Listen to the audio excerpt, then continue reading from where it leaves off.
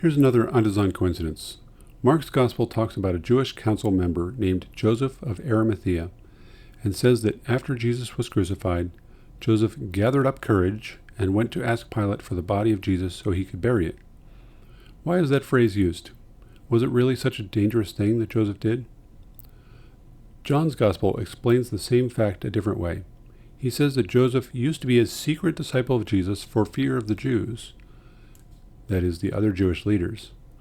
But at this point, after Jesus died, Joseph finally asked Pilate for Jesus' body to bury it. That explains why Mark would say that Joseph gathered up courage, because he had previously been secretive and fearful about his faith in Jesus. So it's the same facts, but presented with two different attitudes or spins. And interestingly, Mark is the one who's writing down Peter's teaching, so Peter's perspective was that Joseph was courageous for doing this right after Jesus' trial and death. And Peter, of course, is the one who was afraid and denied Jesus 3 times on the night right before Jesus was killed. John, on the other hand, seemed to be much bolder than Peter. John went right into the priest's house after Jesus was taken there, and he stayed by Jesus while he was on the cross the next day.